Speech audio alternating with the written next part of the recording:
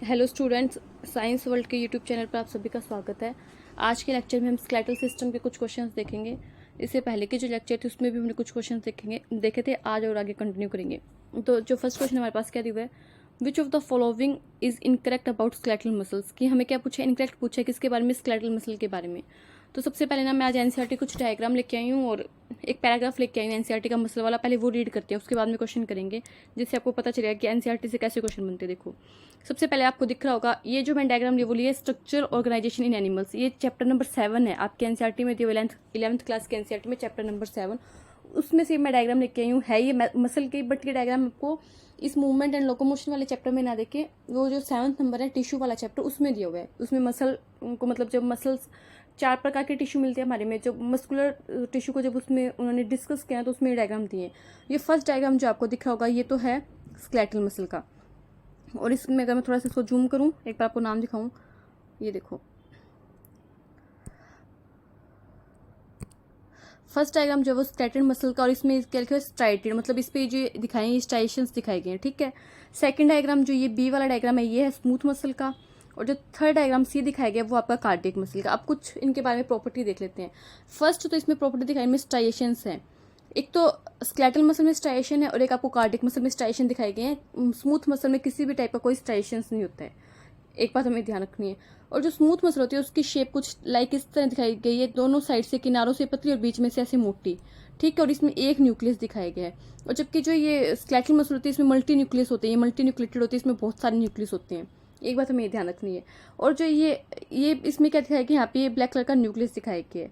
एक बात हमें ध्यान रखना है कि यहाँ पे जो बीच में एक डिस्क मिलती है जिसे बोलते हैं इंटरक्लेटेड डिस्क, ये इंटरक्लेटेड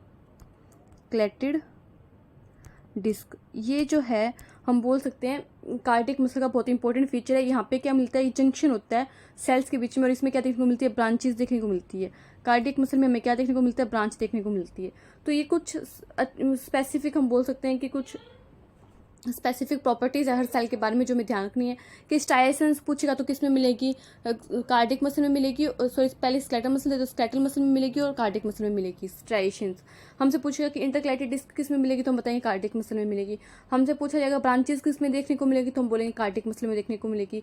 इसकी जो शेप होती है ना वो होती है स्पिंडल शेप, स्पिंडल शेप होती है। स्पिंडल शेप कौन सी मसल सेल होती है, तो वो होती है ये स्मूथ मसल सेल। एक सेल में एक न्यूक्लियस किस में देखने को मिलेगा, स्मूथ मसल सेल में, और मल्टी न्यूक्लिएटेड कौन सी होगी, स्केलेटल मसल होगी। ये कुछ हमें फीचर ध्यान रखने हैं। और एक बात हमें ध्यान रखनी है कि जो ये स्केलेटल मसल होती है ये वॉलंटरी होती है, मतलब हम अपनी मर्जी से इसको काम कर सकते हैं। ये आपको मिलेंगे हाथ पैरों में जो मसल होती है वो स्केलेटल मसल होती है, जो आपके स्केलेटल सिस्टम से रिलेटेड होती है। आप अपनी मर्जी से अपने हाथ को मूव कर सकते हो, आप अपनी मर्जी से अपने पैर को मूव कर सकते हो, ठीक है। बट ये जो स्मूथ मसल है ये मिलती है विसरल ऑर्गन्स में। मैं यहाँ पे लिखूँ स्मूथ मसल मिलती है विसरल ऑर्गन्स में। विसरल ऑर्गन लाइक आपके विसरल ऑर्गन में लाइक आपका क्या हो गया, हार्ट हो गया, सॉरी हार्ट में तो कार्डियक मसल मिलेगी, जैसे आपका इंटेस्टाइन वाला पार्ट हो गया, ठीक है। जैसे आपका क्या हो गया, आपका लीवर हो गया। ये जो आपके विसरल ऑर्गन्स होते हैं इसमें क्या मिलती है, स्मूथ मसल मिलती है। जो आपका इंटेस्टाइन वाला पार्ट हो गया उसमें क्या मिलती है, स्मूथ मसल मिलती है। ये कैसी होती है, इनवॉलेंट्री होती है। स्मूथ मसल कैसी होती है, इनवॉलेंट्री, आप इसको अपनी मर्जी से मूव नहीं कर सकते हो। और कार्डियक मसल भी कैसी होती है, इनवॉलेंट्री होती है, इनवॉलेंट्री। ये बात हमें ध्यान रखनी है कि कार्डियक मसल आपको कहाँ मिलेगी। कार्डियक नाम से पता चल रहा है, कार्डियक वर्ड मैंने आपको पहले भी बताया हार्ट के लिए यूज होता है। ये आपको कहाँ मिलेगी, हार्ट में देखने को मिलेगी। कहाँ मिलती है, हार्ट में देखने को मिलती है। आप अपनी मर्जी से अपने हार्ट को, ऐसे नहीं कि आप चाहो कि मैं आज मेरे हार्ट को बहुत तेज धड़का दूंगा। 72 हार्ट बीट पर मिनट होती है, आप ऐसे नहीं कर सकते कि मैं इसको 120 हार्ट बीट पर मिनट कर दूंगा, ऐसे नहीं कर सकते। तो वॉलेंट्री कौन सी होती है, सिर्फ एक स्केलेटल मसल होती है, और जो स्मूथ मसल होती है और कार्डियक मसल होती है वो दोनों नेचर में कैसी होती है, इनवॉलेंट्री होती है। बट स्ट्राइशंस हमें दो मसल में देखने को मिलती है, स्केलेटल मसल में और कार्डियक मसल में। ये कुछ बातें हमें ध्यान रखनी है। नेक्स्ट देखते हैं। अब हम क्या करते हैं, ये जो मसल वाला चैप्टर है ना इसको रीड करते हैं। चैप्टर को तो क्या रीड करेंगे, मैं एनसीईआरटी का एक टॉपिक लिख के आई हूँ ओनली, इसको रीड करते हैं। आप अपनी एनसीईआरटी खोल के बैठ सकते हो अगर आपको ढंग से विजिबल नहीं हो रहा स्क्रीन पे। तो देखो क्या लिखा हुआ है, सबसे पहले मसल।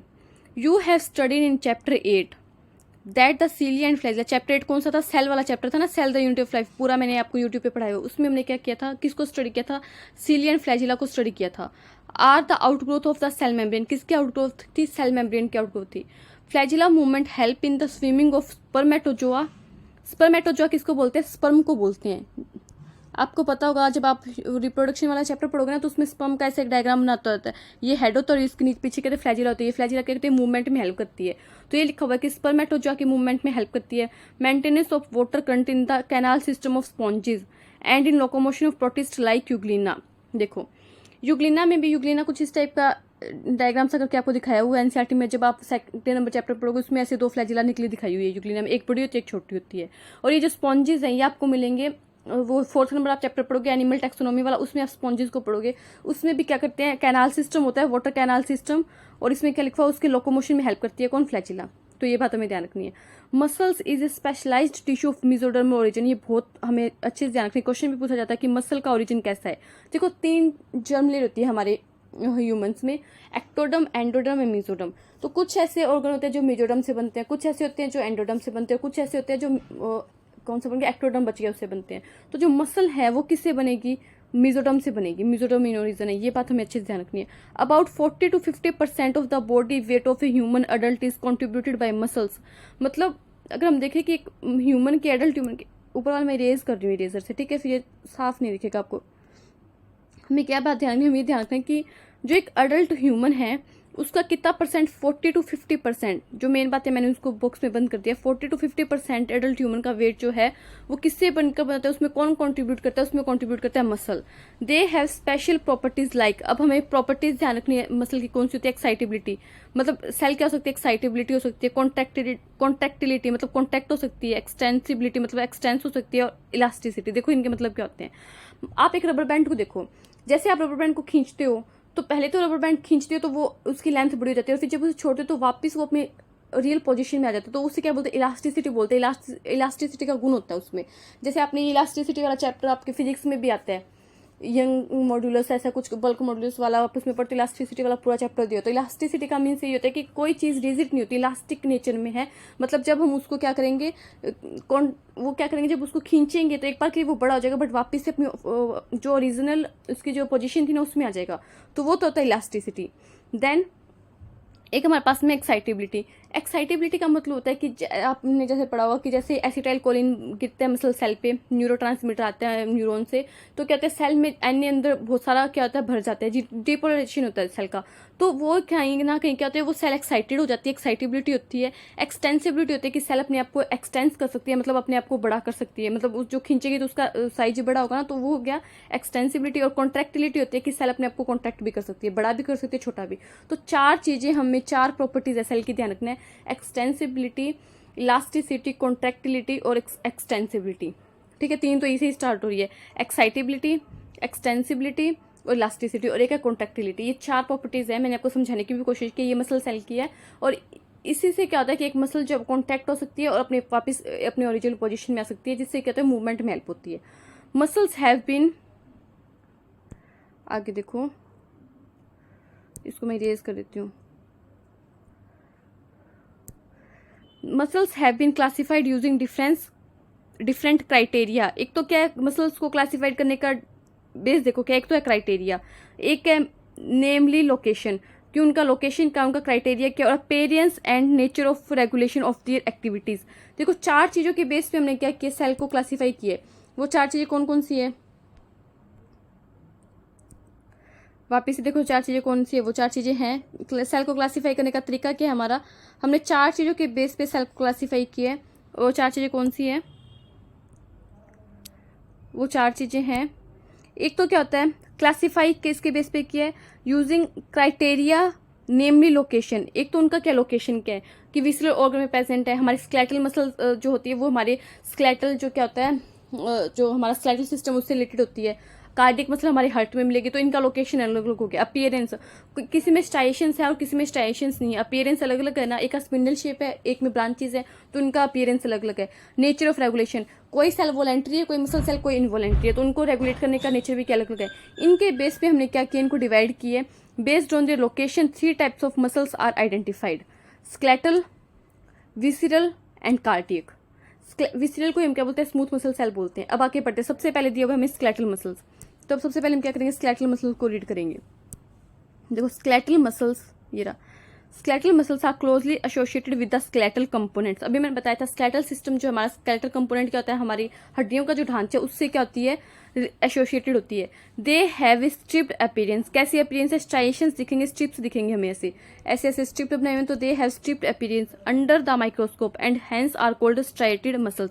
इसलिए हम उन्हें क्या बोलते हैं, स्ट्राइटेड मसल्स बोलते हैं, क्योंकि हमें माइक्रोस्कोप के नीचे स्ट्राइएशंस दिखते हैं।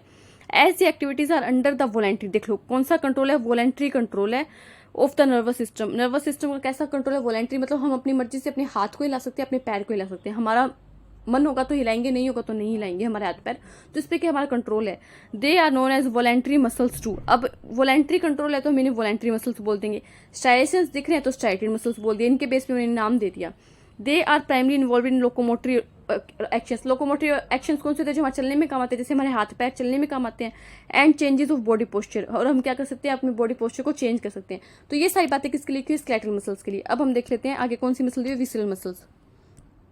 देखो visceral muscles are located in inner walls of hollow visceral organs. जो हमारे विसरल ऑर्गन्स है, जो हमारे अंदर ऑर्गन प्रेजेंट है हमारी बॉडी के, उनके अंदर क्या होता है, ये प्रेजेंट होती है। लाइक एलिमेंट्री कैनाल, जो हमारी एलिमेंट्री कैनाल, जो हमारी इंटेस्टाइन आगे, large intestine, small intestine, stomach, oesophagus, उनमें रिप्रोडक्टिव ट्रैक, जो हमारी रिप्रोडक्टिव ट्रैक है, फीमेल रिप्रोडक्टिव ट्रैक, वेजाइना हो गया, पूरा फेलोपियन ट्यूब हो गया, यूट्रस हो गया, और जो क्या हो गया मेन का रिप्रोडक्टिव ट्रैक है उसमें एक्सेट्रा लगा दिए इन्होंने आगे। They do not exhibit any striations under and are smooth in appearance. जब हम इन्हें माइक्रोस्कोप के नीचे देखेंगे तो ऐसे एक स्पिंडल शेप्स की मसल ऐसे करके, कोई भी बीच बीच में एक न्यूक्लियस है, कोई भी स्ट्राइएशंस नहीं दिखेंगे हमें, स्मूथ दिखेगी। तो इसलिए हमने क्या बोल दिया, hence they are called smooth muscles, non striated muscles. Smooth है, माइक्रोस्कोप के नीचे देखने में कोई स्ट्राइएशंस नहीं है, तो स्मूथ मसल्स बोल दिया।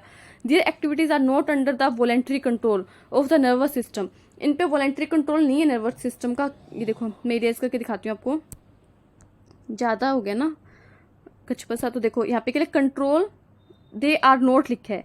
Their activities are not under control voluntary the nervous system and therefore known as involuntary muscles. Voluntary control नहीं है तो इनवॉलेंट्री मसल्स बोल दिया। They assist for example the transportation of food.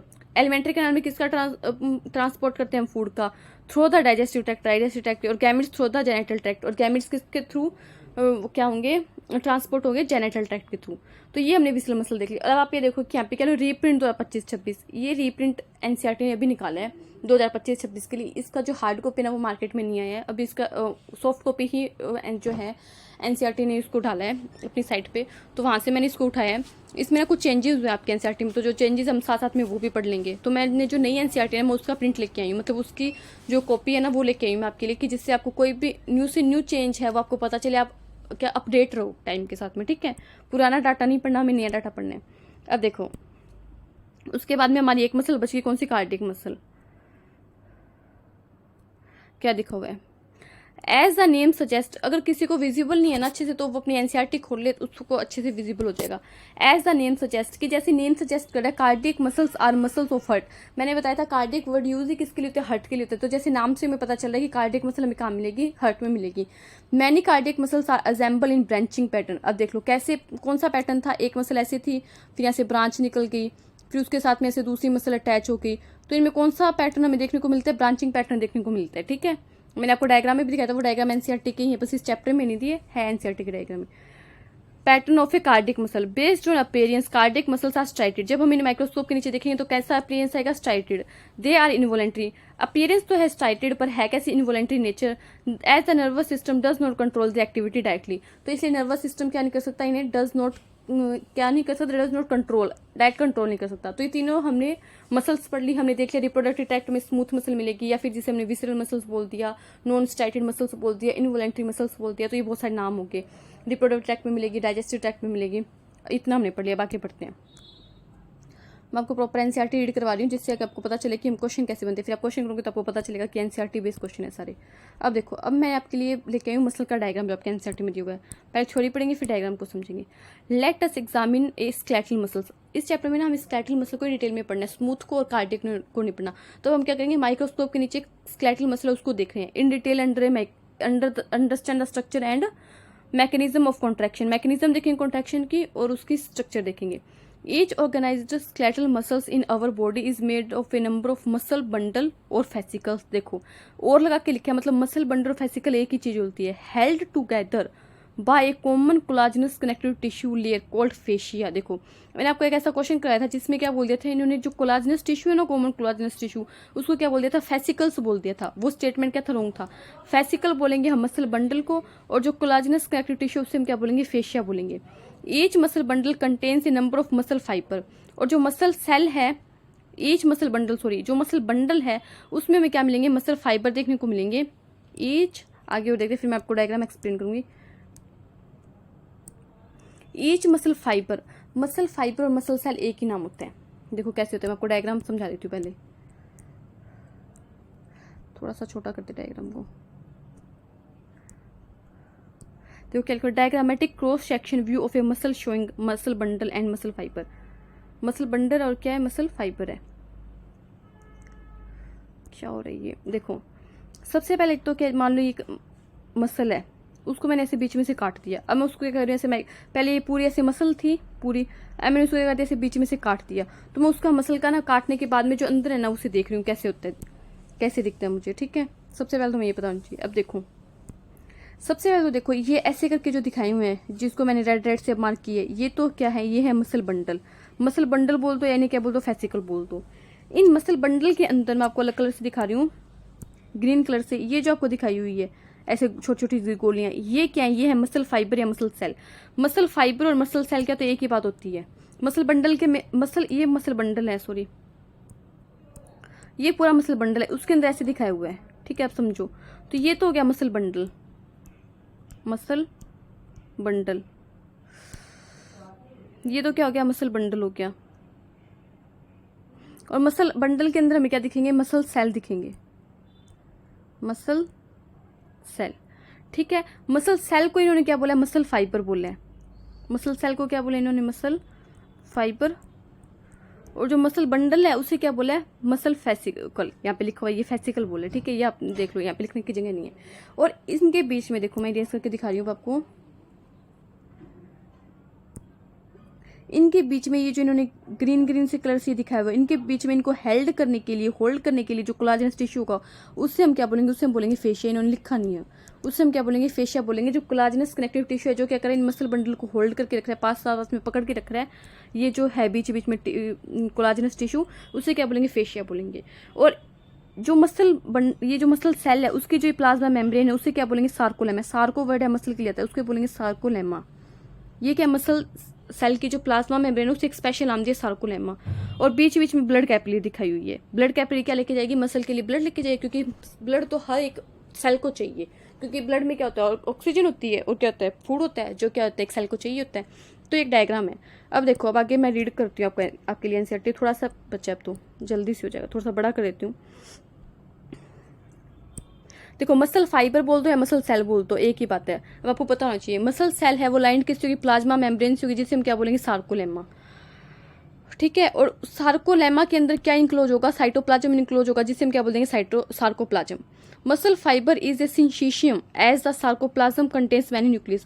देखो syncytium का मतलब क्या होता है कि इसमें बहुत सारे न्यूक्लियस देखने को मिलेंगे। मैंने आपको बताया था ना कि स्केलेटल मसल कैसी है, मल्टी न्यूक्लिएटेड है। मल्टी न्यूक्लिएटेड क्यों है, क्योंकि इसके अंदर बहुत सारे न्यूक्लियस प्रेजेंट है। कौन सी कंडीशन है सिंशीशियम में, पूछा जा सकता है आपसे कि सिंशीशियम कंडीशन कौन सी मसल सेल में देखने को मिलती है। तो हमें ध्यान रखना कि स्केलेटल मसल सेल में हमें सिंशीशियम कंडीशन देखने को मिलती है। एक मसल सेल में बहुत सारी मैनी न्यूक्लियस देखने को मिलती है। The endoplasmic reticulum example sarcoplasmic reticulum of the muscle fibre is store house of calcium ion. देखो साफ साफ लिखा हुआ है कि जो एंडोप्लाज्मिक रेटिकुलम उसे हम क्या बोलेंगे, सार्कोप्लाज्मिक रेटिकुलम बोलेंगे। और वो किस आयन का स्टोर हाउस है, कैल्शियम का। और कैल्शियम आयन हमें क्या चाहिए, कॉन्ट्रैक्शन के लिए चाहिए। एक characteristic feature of the muscle fibre is the presence of a large number of parallelly arrange filament in the sarcoplasm called myofilaments और मायोफाइब्रिल्स। देखो क्या होता है,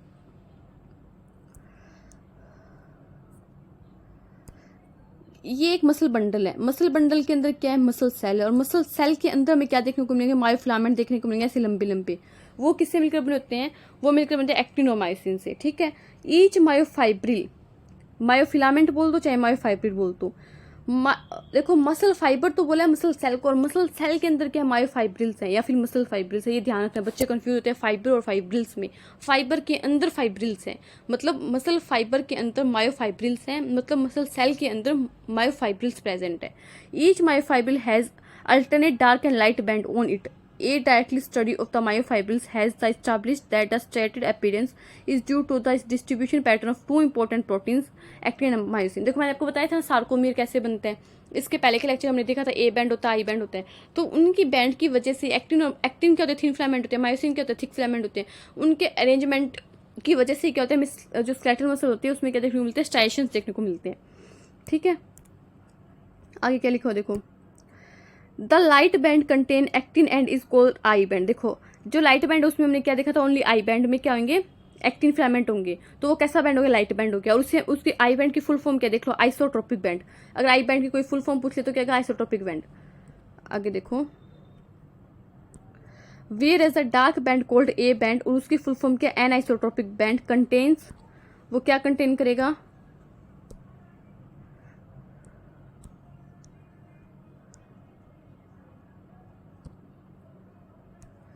कंटेन्स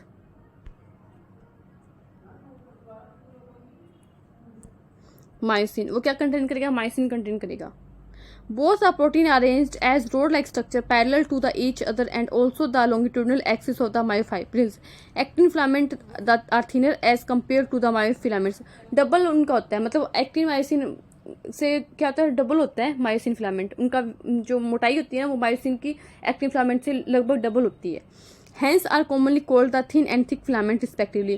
एक्टिन को थिन बोल दिया और मायोसिन को थिक बोल दिया। In the center of each eye band is an elastic fiber called Z line which bisect it। मतलब मैंने बताया था सार्कोमियर के अंदर क्या होती है, ऐसे जेड लाइन होती है, उनके ऊपर क्या लगे रहते हैं, थिन फिलामेंट लगे रहते हैं। ऐसे जेड लाइन है उसके ऊपर क्या लगेंगे, थिन फिलामेंट लगे रहेंगे। उनको क्या बोलते हैं, एक्टिन बोलते हैं। क्या करती है, बाइसेक्ट करती है। The thin filament are firmly attach to the Z line. Z line से क्या होंगे, अटैच होंगे। The thick filament in the A band are also held together in the middle of this band by a thin fibrous membrane called M line. देखो मैं आपको बताऊं, ये देखो ये रहा, तो ये जो बीच में लाइन दिखाई ये तो जेड लाइन, उससे कौन से ये अटैच है, क्या बोलते हैं इन्हें, ये जो अटैच है वो कौन से अटैच है, आई बैंड, ओ सॉरी क्या, एक्टिन अटैच है। ठीक है, इसका क्या एक्टिन अटैच, और बीच में कैसे यहाँ पे लाइन दिखाई नहीं, ऐसे पतली सी लाइन होती है, फाइब्रस लाइन होती है, उससे क्या ये मोटे वाले बैंड अटैच होते हैं, उन्हें क्या बोलते हैं, मायोसिन बोलते हैं। तो ये तो कौन सी लाइन होगी, ऐसे बीच में जो लाइन होगी वो तो की एम लाइन, और ये यहाँ पे जेड लाइन दिखाई है। तो यही बोल रहा है वो कि जो मायोसिन है वो किससे अटैच होंगे, एम लाइन से। देखो the thin filament are firmly attached to the Z line. The thick filament in the A band are also held together in the middle of this band by a thin fibrous membrane called M line। किससे attach होंगे, M line से। The A and I band are arranged alternately through the length of myofibrils। I और A band क्या होंगे, alternately attach होंगे। The protein of the myofibril between two successive Z line is considered as a functional unit of contraction and is called sarcomere। देखो दो Z line के बीच में मैंने आपको बताया था, ये डायग्राम में डिस्कस किया, दो जेड लाइन के बीच में क्या कहे, देखो पूरा का पूरा ये जो है ये क्या सार्कोमीर है। अगर मैं आपको इसको बताऊं, देखो क्या जाए, ये पूरा क्या है, आई बैंड है, और आई सार्कोमीर इतने हैं। तो इस सार्कोमीर के अंदर आई बैंड का इतना पार्ट आ रहा है, सिर्फ अगर मैं आपको लाइन से बताऊं तो इतना पार्ट आ रहा है। तो पूरा ये आई बैंड इतना है, उसमें से इतना एक सार्कोमीर के अंदर है, तो कितना आई बैंड आ गया, हाफ आई बैंड आ गया, इधर से हाफ आई बैंड। और इधर से भी क्या आएगा, इतना क्या, ये अगर मैं आपको बताऊं तो यहाँ से लेके जहाँ पे क्या आ रहा है, थिन फिलामेंट आ रहा है, थिक फिलामेंट नहीं है, यहाँ से लेके यहाँ तक ये क्या आई बैंड है, ये पूरा का पूरा आई बैंड है, जहाँ पे थिक फिलामेंट नहीं है, ओनली थिन फिलामेंट है। मायोसिन वाला ये फिलामेंट इनको छोड़ दिया इसके अलावा। तो इतना इस सार्कोमीर के अंदर आ रहा है, तो यहाँ से भी कितना आ गया, हाफ आई बैंड आ गया। ठीक है, और ये पूरा का पूरा कितना आ रहा है, ए बैंड आ रहा है, तो एक पूरा ए बैंड आ गया। तो ये मिला के पूरा क्या बन जाता है, एक सार्कोमीर बन जाता है। Half I band plus one A band plus half I band मिलके क्या बनाता है, स्ट्रक्चरल एंड फंक्शनल यूनिट बनाता है कॉन्ट्रैक्शन की मसल के अंदर, वो क्या होती है, सार्कोमीर होती है। अब देख लो ए बैंड के अंदर अगर आपसे पूछे, ए बैंड के अंदर आपसे पूछे तो इसके अंदर थिन फिलामेंट भी आ रहे हैं, ये और थिक फिलामेंट भी आ रहे हैं। ये एच जोन के अंदर ओनली क्या आ रहा है, थिक फिलामेंट आ रहा है, थिन फिलामेंट नहीं आ रहा है। और ये आई बैंड इसके अंदर क्या आ रहा है, ओनली थिन फिलामेंट आ रहा है, थिक फिलामेंट को मैंने दोनों साइड से पार्ट छोड़ दिया। तो मैंने आपको बहुत अच्छे से सार्कोमीर वाला टॉपिक समझाया था, ये तो आपको क्लियर होना चाहिए। ये आ गया तो मैंने आपको, ये माइक्रोस्कोप के नीचे जो होता है वो होता है कि थिन और थिन फिलामेंट कैसे देखेंगे, ये तो हमने पहले डिस्कस किया हुआ है। तो जो फंक्शनल और स्ट्रक्चर यूनिट है कॉन्ट्रैक्शन की उसे हम क्या बोलेंगे, सार्कोमेर बोलेंगे। In a resting state the edges of the thin filament on each slide of the thick filament partially overlap the free ends of the thick filament leaving the central part of the thick filament.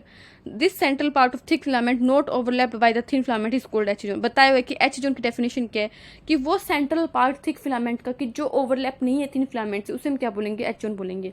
कि central part of thick filament not overlap by the thin filament is called H zone। ठीक है, जो side side से तो क्या होता है, overlap होता है। जो ये हम बोला हुआ है ना कि पार्शली तो क्या होता है, ओवरलैप होता है, जो एंड होते हैं वो तो, बट जो बीच में से सेंटर वाला पार्ट है वो क्या होता है, ओवरलैप नहीं होता। उससे हमने क्या बोला, एच जोन बोला। तो इतनी एच जोन की डेफिनेशन बताई हुई है और ये हमें क्या बताया, डायग्राम बना के दिखाया। उसके आगे मैं देख लेती हूँ क्या है। ये डायग्राम हमने डिस्कस कर ही लिया। उसके आगे देखो, ये डायग्राम आपके लिए लेके आई थी एनसीईआरटी के, इनको हमने डिस्कस किया ही हुआ है। अगर मैं आपको बताऊं एक बार और, तो ये जो 3 ऐसे डॉट करके प्रोटीन दिखाई, ये तो कौन सी है, ट्रोपोनिन। और पूरा ऐसे धागे के जैसे इसको लपेट रखा है, ये कौन सी प्रोटीन है, ट्रोपोमाइसिन। और एक जो गोला होता है एक्टिन के लिए, वो तो होता है जी एक्टिन। इस जी एक्टिन का पॉलीमर क्या बनता है, पॉलीमर बनता है एफ एक्टिन, जो क्या होती है, पूरी एक चेन होती है, ऐसे फिलामेंट एस एक्टिन, ऐसे पूरी चेन बनी हुई है। ठीक है, और ये देखो थोड़ा सा बड़ा करके दिखाऊं तो मैं, ऊपर की साइड तो कौन सी साइड, एक्टिन बाइंडिंग साइट है, याद रखना। ऊपर जो साइट है वो तो एक्टिन बाइंडिंग साइट और नीचे जो साइट है वो है एटीपी बाइंडिंग साइट। और ये हेड है और ये क्या आर्म है, और आर्म और हेड दोनों को मिला के हमने क्या बोल दिया, क्रॉस आर्म बोल दिया। और ये क्या टेल है, ये तो है लो मीरोमाइसिन, ये हैवी मीरोमाइसिन। ये भी आपके एनसीईआरटी में, वो मैं आगे लेके नहीं आई पूरा, फिर मैं एनसीईआरटी लेके नहीं आई। अगर आपके कमेंट आएंगे कि मैम पूरी एनसीईआरटी पढ़ाओ, तो मैं आपको पूरी एनसीईआरटी पढ़ा दूंगी। ठीक है, तो एक बार मैं इतने पेज लेके आई थी एनसीईआरटी के, जो मैंने आपको रीड करवा दिए। आई होप इसके आगे नहीं है लेके आई मैं, नहीं इतनी है। ठीक है, जो मैंने आपको रीड करवाती है। अब एक बार क्वेश्चन करते हैं, फिर मैं आपको जो अगर कोई वापस से डायग्राम समझाना होगा तो वो समझा दूंगी। अब पढ़ते हैं question. Which of the following is incorrect about skeletal muscles. Skeletal muscles के बारे में क्या इनकरेक्ट है, striped appearance under microscope hence called striated muscles. अभी हमने देखा कि स्ट्राइशंस दिखते हैं माइक्रोस्कोप के नीचे, तो इन्हें स्ट्राइटरी मसल्स बोला। They are voluntary muscle, yes. Primary involve in locomotory actions and change the body posture, ये भी सही है।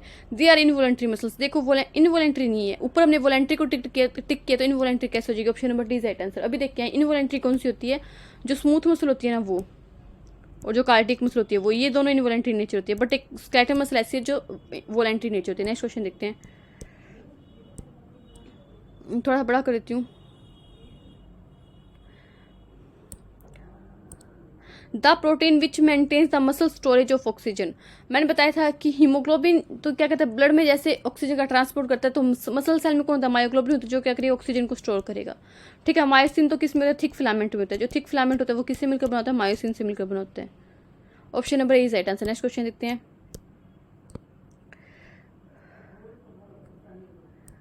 Each organized skeletal muscles in our body is made up of a number of muscles bundle or fascicles। वो fascicles हैं held together by common collagenous connective tissue layer called। अभी मैंने NCERT की line है ये कि जो common collagenous connective tissue से क्या बोलेंगे, फेसिया बोलेंगे, फेसिया। ये option number B is right answer. अभी मैंने थोड़ी देर पहले बताया था। नेक्स्ट क्वेश्चन देखते हैं, इनको क्या करना है, मैच करना है कि मूवमेंट कैसे कैसे होती है। ये देखो, जब आप पैरामीशियम को देखो तो पैरामीशियम को कुछ इस टाइप से करके एनसीईआरटी में से शूज शेप का होता है, पैरामीशियम दिखाया हुआ, उसके साइड में क्या दिखाया, सीलिया दिखाया हुआ पूरी बॉडी पे। आप एनसीईआरटी में डायग्राम देखोगे चैप्टर सेकंड नंबर चैप्टर में दिखाया, तो सीलिया से क्या होता है, इसमें मूवमेंट होती है, तो पैरामीशियम में सीलिया आएंगे। हाइड्रा कुछ ऐसा होता है, हाइड्रा कैसा, तो इस टाइप का होता है, उसकी पूरी बॉडी से ऐसे टेंटिकल्स निकले होते हैं। ये हाइड्रा, ये टेंटिकल्स है, तो हाइड्रा में क्या होता है, टेंटिकल्स होते हैं, और ह्यूमन में लिम्स होते हैं। ठीक है, अब इनको मैच करना है। Movement of food through site of pharynx and locomotion. ठीक है, सीलिया के थ्रू मूवमेंट होती है फूड की। Capturing of prey head for locomotion, capturing करता है, ये क्या करता है, कैप्चर करता है, और क्या करता है, लोकोमोशन में हेल्प करता है। Changing body posture for body locomotion, ये भी ठीक है। तो ए का फर्स्ट और एक्स, ए का फर्स्ट और एक्स इसमें है, ए का फर्स्ट और एक्स इसमें भी नहीं है, इसमें भी नहीं है, इसमें भी नहीं, तो option number A right answer. सामने सामने दी हुई, ये इससे मैच हो रहा है, इससे मैच हो रहा है, इससे मैच हो रहा है। ये पूरा एनसीईआरटी का टॉपिक है, फर्स्ट स्टार्टिंग में दिया हुआ, इस मूवमेंट एंड लोकोमोशन में वहाँ से दिए। वो टॉपिक मैंने आपको पढ़ाया नहीं, आप खुद से पढ़ना, आपको पता चलेगा ये क्वेश्चन वहाँ से बनेगा। ठीक है, अभी देखो ये क्वेश्चन आ गया, इसलिए मैं लेके आई थी। अभी देखो जो 3 डॉट हैं ये तो क्या होंगे, ट्रोपोनिन होंगे। अभी मैंने आपको डायग्राम दिखाया, ट्रोपोनिन। और ये जो धागे पे किया हुआ ये क्या, ट्रोपोमायोसिन, ट्रोपोमायोसिन, ये इसलिए मैं डायग्राम लेके आई थी। और ये जो है सी वाला क्या, एफ एक्टिन है। अब देख लो पूरा एनसीईआरटी का डायग्राम ही है, इसीलिए आज मैंने ये डायग्राम ऐड किया। देख लो ये ट्रोपोनिन है, फिर ये ट्रोपोमायोसिन, और सी को क्या इन्होंने मार्क किया, एफ एक्टिन। तो देख लो, ढूंढ लो। ए ट्रोपोनिन, ए ट्रोपोनिन इसमें नहीं, इसमें नहीं, दो इनमें से होगा। बी ट्रोपोमाइसिन और सी माइसिन दे दिया, गलत है। इसमें क्या है, सी ये गलत है, सी एफेक्टिन है। तो option number D is right answer. Next question देखते हैं। Muscles are characterised by, muscles में कौन कौन सी 4 प्रॉपर्टीज देखी थी हमने? एक्साइटेबिलिटी एंड कॉन्ट्रैक्टिलिटी ठीक है, एक्सटेंसिबिलिटी ठीक है, इलास्टिसिटी ठीक है, ऑल ऑफ दीज। मसल के 4 प्रॉपर्टी ध्यान में, 3 तो ई से ही स्टार्ट होती है और एक है कॉन्ट्रैक्टिलिटी, ठीक है। एक्साइटेबिलिटी, इलास्टिसिटी, एक्सटेंसिबिलिटी और कॉन्ट्रैक्टिलिटी 4 प्रॉपर्टी है। Select the correct matching from the following. Plasma membrane muscle fibre की क्या होती है? सार्कोलेमा होती है, ठीक है। साइटोप्लाज्म जो होता है, इसके अंदर जो साइटोप्लाज्म होगा तो ये तो क्या होगी, सार्कोलेमा होगी। इसके अंदर जो फ्लूइड भरा उसको क्या हुआ था, सार्कोप्लाज्म, सार्कोप्लाज्म। तो ये सार्कोप्लाज्म हो गया। एंडोप्लाज्मिक रेटिकुलम को क्या बोलेंगे, सार्कोप्लाज्मिक रेटिकुलम। तो option number D is right answer, all of the above. ये भी मैंने आपको एनसीईआरटी में पढ़ाया। नेक्स्ट क्वेश्चन देखो, अब आ गया ये पूरा का पूरा क्या है, बी डी तो क्या है, क्रॉस आर्म है, क्रॉस आर्म। इसलिए मैंने बोला था ऊपर नीचे ध्यान रखना। ए के actin sorry ATP binding site है, नीचे क्या थी, एटीपी बाइंडिंग साइट थी, एटीपी बाइंडिंग साइट। ऊपर क्या है, actin binding site, actin binding site. और बी क्या, हेड है। देख लो डायग्राम, देख लो आप। इसीलिए मैंने आज डायग्राम को ऐड किया, ये रहा। ऊपर एक्टिन बाइंडिंग साइट है, नीचे एटीपी बाइंडिंग साइट है, यहाँ पे हेड है और ये क्या, क्रॉस आर्म है। बस ऐसे डायग्राम एनसीईआरटी की याद है ना तो फटाफट से क्वेश्चन होंगे, टाइम ही नहीं लगेगा। ये देख लो, डी में क्रॉस आर्म आना चाहिए, एटीपी बाइंडिंग साइड गलत है, हेड गलत है, क्रॉस आर्म से फेक में यार, इसमें एक्टिन बाइंडिंग। एक ऑप्शन से ही मैंने क्या कर लिया, अपना आंसर निकाल लिया। Option number D right answer. जिसको पता है वो बच्चे चुटकियों में क्वेश्चन करेगा। देखो इसमें क्या हुआ है, put the following statement in proper order to describe muscle contraction. Muscle contraction कैसे होता है देखो, मैं आपको समझा देती हूँ। मान लो एक मसल है, ये क्या मसल है, और यहाँ पे क्या एक न्यूरॉन है। इस मसल को कॉन्ट्रैक्ट होने तो ये सिग्नल भेजेगी किसके पास में, न्यूरॉन के पास में। न्यूरॉन से यहाँ पे क्या रिलीज होगा, एसिटाइल कोलिन। क्योंकि स्केलेटल मसल के लिए क्या रिलीज होता है, एक ही न्यूरोट्रांसमीटर होता है, एसिटाइल कोलिन। एसिटाइल कोलिन जैसे ही रिलीज हुआ, यहाँ पे सार्कोप्लाज्मिक रेटिकुलम होगी। क्या होगी, sarcoplasmic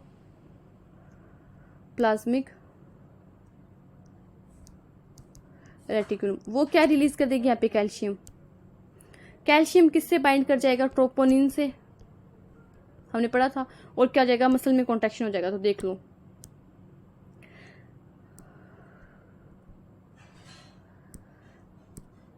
signal sent by CNS via motor neuron, ठीक है। मोटर न्यूरॉन से सिग्नल आया, मैंने बताया था मोटर न्यूरॉन से क्या था, सिग्नल आया। Generation of action potential sarcolemma, sarcolemma पे एक्शन पोटेंशियल जनरेट हुआ। Release of calcium from sarcoplasmic reticulum, sarcoplasmic reticulum से क्या हुआ, कैल्शियम रिलीज होके। The neurotransmitter acetylcholine released motor end plate, sarcolemmic shortens. देखो सबसे पहले तो क्या आएगा, सिग्नल आएगा। सिग्नल आने के बाद में क्या होगा कि ये रिलीज करेंगे क्या, न्यूरोट्रांसमीटर। तो फर्स्ट के बाद में सेकंड एक में ही दिख रहा है मुझे। तो अब आपको पूरा बता देती हूँ। सबसे पहले सिग्नल आया, सिग्नल आने के बाद में क्या किया, न्यूरोट्रांसमीटर रिलीज हुआ। न्यूरोट्रांसमीटर जैसे रिलीज हुआ, एक्शन पोटेंशियल जनरेट हो गया मेम्ब्रेन पे। मेम्ब्रेन पे एक्शन पोटेंशियल जनरेट हुआ तो सार्कोप्लाज्मिक रेटिकुलम ने क्या किया, कैल्शियम को रिलीज किया। कैल्शियम जाकर ट्रोपोनिन से बंध गया, ट्रोपोमाइसिन देखा अच्छा कैल्शियम है तो कैल्शियम से बाइंड कर जाएंगे और फिर क्या जाएगा, सार्कोमिक शॉर्टन हो जाएगा। तो 1 2 3 4 5 1 2 4 3 5 sorry 1 2 4 3 5 generation of action potential sarcolemma, release of calcium 1 2 4 3 5। हाँ तो सही है ना। 2 पे न्यूरोट्रांसमीटर रिलीज होगा, फिर मैंने 1 4 आना था, ठीक है गलत कर दिया। 1 4 2 3 5 ये ऑप्शन आएगा, ठीक है ये रॉन्ग कर दिया मैंने।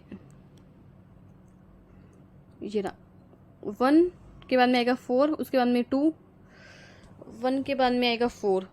पहले क्या आएगा, सीएनएस से आया मोटर न्यूरॉन के पास में, फिर कैल्शियम रिलीज हुआ, फिर एक्शन पोटेंशियल जनरेट हुआ। तो 1 4, उसके बाद 1 4 नहीं, 1 के बाद में 4, हाँ उसके बाद में 2, 1 4 2 फिर 3 और फिर 5, ठीक है 1 4 2 3 5 option number B is right answer. I hope समझ में आएगा। सबसे पहले क्या, 1 मोटर न्यूरॉन से सिग्नल आया मसल के पास में कि उसे कॉन्टैक्ट होना है।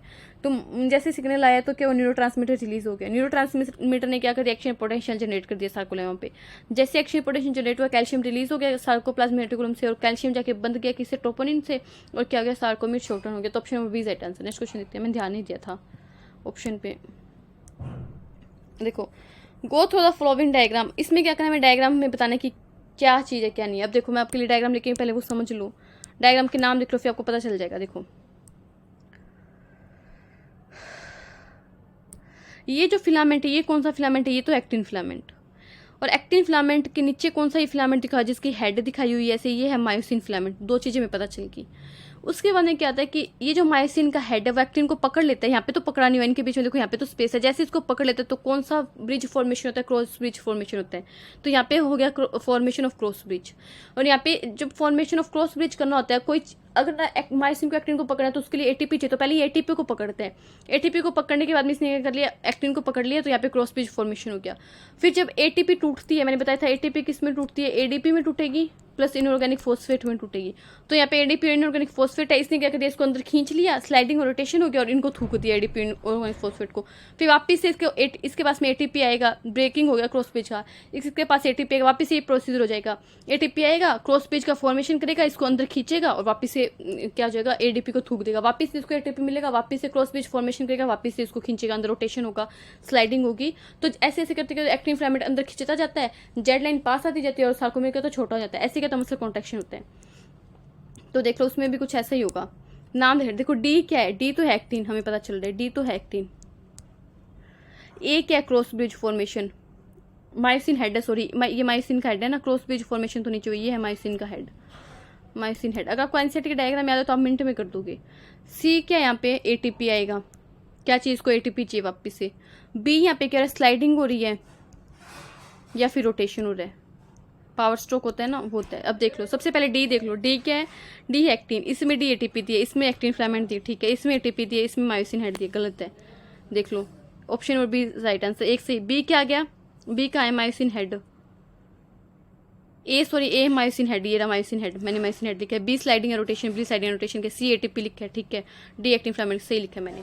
बस आपको वो एक डायग्राम समझ में आना चाहिए कैसे होता है, डायग्राम के नेमिंग याद है, लेबल कैसे क्वेश्चन सेट में 2 बार देखोगे तो याद हो जाएगी, मैंने आपको समझा दिया और उससे क्या जाएगा क्वेश्चन सोल्व हो जाएगा। अगर ये क्वेश्चन मान लो आपके नीट में आ जाते हैं, कोई बच्चा नीट के लिए प्रिपेयर करे तो वो भी बायो पड़ेगा ना, वो भी एनसीईआरटी से आएगी। कोई बच्चा केवीएस के लिए प्रिपेयर करे तो वो भी बायो पड़ेगा। तो ये क्वेश्चन आपका वहां जाता है तो आप मिनट में क्वेश्चन सोल्व कर सकते हो। नेक्स्ट क्वेश्चन देखते हैं।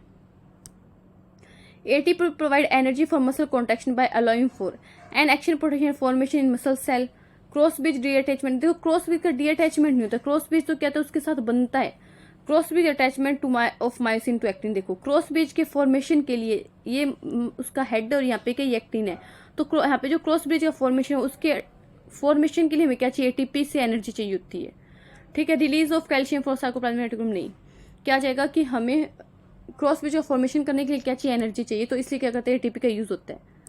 देखो क्या लिखा हुआ है, repeated activation of muscle cell can lead to accumulation of dash due to anaerobic breakdown of glycogen in this they are causing fatigue। fatigue में क्या मैंने बताया था, लैक्टिक एसिड का जमा हो जाता है, किसका हो जाता है, एक्यूमुलेशन लैक्टिक एसिड का, जिससे क्या होती है हमें एनारोबिक क्या होता है, एनारोबिक रेस्पिरेशन में फटीग हो जाती है, मसल थक जाती है। तो ऑप्शन में B right answer. Next question देखते हैं, नेक्स्ट क्वेश्चन क्या बोल रहा है,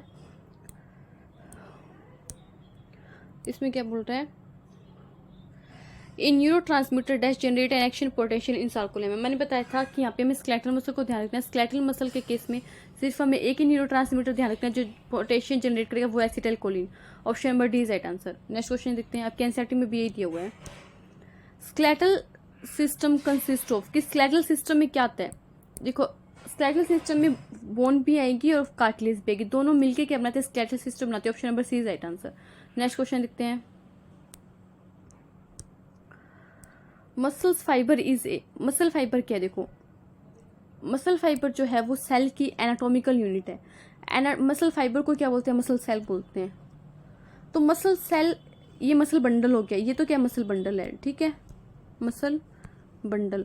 मसल सेल के मसल बंडल के अंदर क्या प्रेजेंट है, मसल सेल, और मसल सेल के अंदर क्या प्रेजेंट है, मायोफाइब्रिल्स। हमने देखे थे ना, मायोफाइब्रिल्स क्या रखना है, फाइब्रिल्स। और मायोफाइब्रिल्स में कौन सी प्रोटीन है, एक्टिन और मायोसिन। एक्टिन और मायोसिन आपस में मिलकर क्या बनाते हैं, जो सार्कोमियर बनते हैं, जो कॉन्ट्रैक्शन की यूनिट बनती है, वो तो स्ट्रक्चरल फंक्शन यूनिट है कॉन्ट्रैक्शन की मसल में, बट जो एनाटॉमिकल यूनिट है मसल सेल की वो कौन है, मसल फाइबर बोल दो या मसल सेल बोल दो, मसल की। नेक्स्ट क्वेश्चन देखते हैं, which muscles is not under direct control of nervous system. कौन सी मसल जो है डायरेक्ट कंट्रोल में नहीं है नर्वस सिस्टम की, हमने देखा था कार्डियक मसल और स्मूथ मसल्स।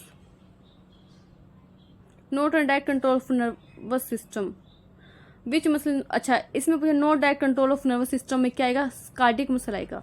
कार्डियक मसल में क्या होता है कि ऐसे नोड होती है, ऐसे नोड जो क्या करती है, सेल्फ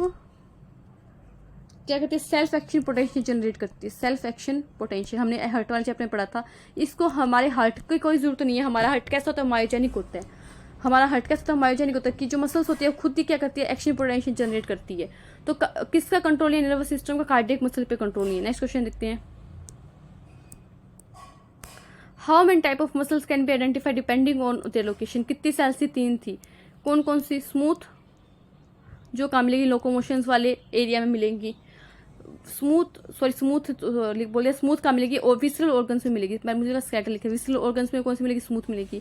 स्केलेटल जो हमारे लोकोमोशन से रिलेटेड जो लिम्स है उसमें मिलेगी, कार्डियक का मिलेगी, हार्ट में मिलेगी। 3 अलग अलग क्या है इसके, हम बोल सकते हैं लोकोमोशन के बेस पे हमने किसको बांटा है, सेल को, मसल सेल को बांटा है। देखो अभी वापिस से वो डायग्राम पे बेस पे क्वेश्चन आ गया, थोड़ा सा बड़ा करूँ मैं इसको। तो बी तो क्या, एटीपी बाइंडिंग साइड, मैंने बताया था एटीपी बाइंडिंग साइड नीचे आएगी, और ए क्या क्रॉस आर्म है, क्रॉस आर्म, और सी क्या हेड है।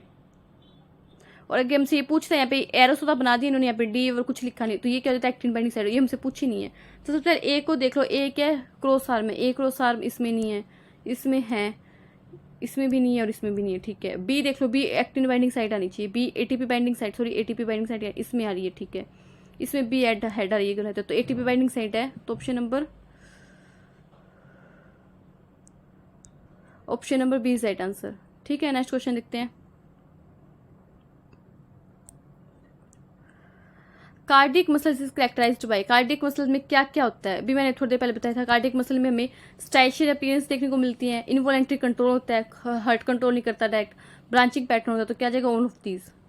नेक्स्ट क्वेश्चन देखो, एनसीईआरटी अगर आती है तो क्वेश्चन बहुत इजीली हो रहे हैं। अभी देखो, अभी देखा था हमने कि कितना बॉडी वेट का कितना मसल्स फॉर्म करती हैं ह्यूमन में, 40 to 50%, डायरेक्ट एनसीईआरटी में दिया होगा, कितना करती है 40 to 50%। इसमें दिमाग लगाना ही नहीं है, अगर जिसको पता है उसको तो दिमाग लगाने की जरूरत नहीं है। देखो, विच of the following is correct about visceral muscles. Visceral muscle को ध्यान में रखते क्या आएगा, स्मूथ मसल आएगा, कि स्मूथ मसल के बारे में हमसे पूछा है।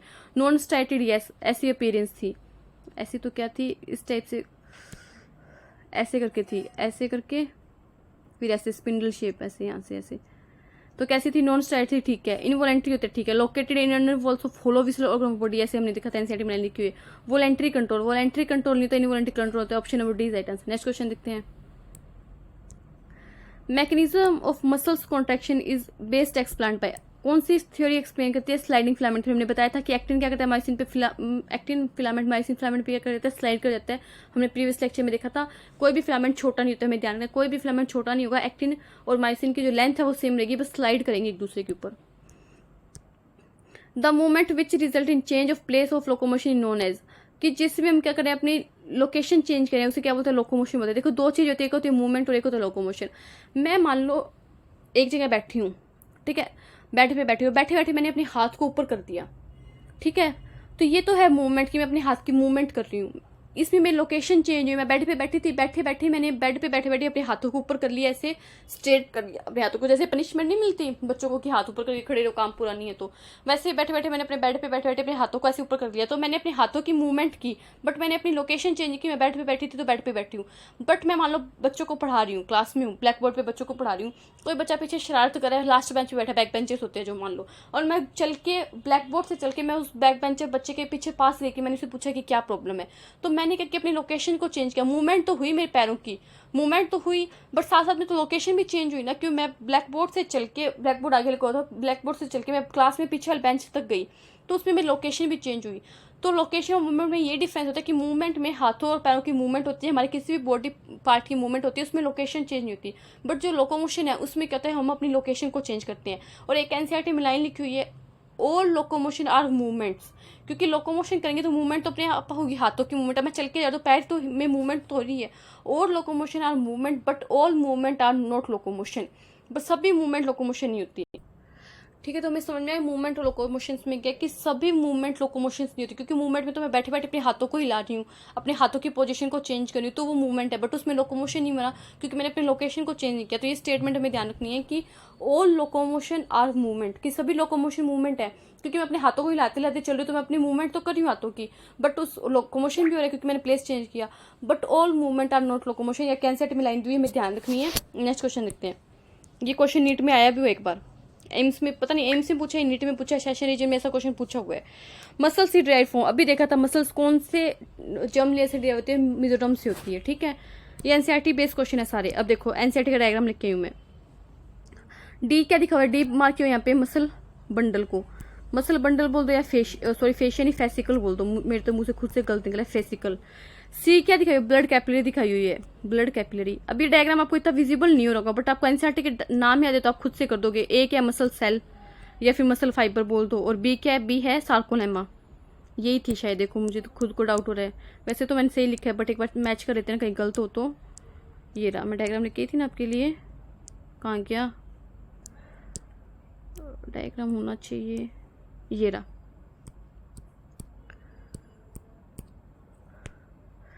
सही है ना, ये मसल सेल है, मसल फाइबर है, ये सार्कुलम है, ब्लड कैपिलरी और फेसिकल है, मसल बंडल। सही है, सही नेमिंग की है मैंने, तो मैच कर लूँ। ए क्या आना चाहिए, ए आना चाहिए मसल सेल या मसल फाइबर। ए सार्कोलेमा लिखा गलत है, ए ब्लड कैपिलरी की लिखा गलत है, ए सार्कोलेमा लिखा गलत है, ए मसल फाइबर ठीक है। मेरे अकॉर्डिंग बी क्या आना चाहिए, सार्कोलेमा ठीक है। सी क्या चाहिए, ब्लड कैपिलरी। डी क्या चाहिए, मसल बंडल या fascicle. Option number D is right answer. देखो एनसीईआरटी के अगर क्वेश्चन पता है, मैंने आज थोड़ी ना डायग्राम बेस्ड क्वेश्चन लिए कि जिससे आपको पता चलेगी एनसीईआरटी के डायग्राम से कैसे क्वेश्चन बनते हैं। आज का लास्ट क्वेश्चन है क्लास का।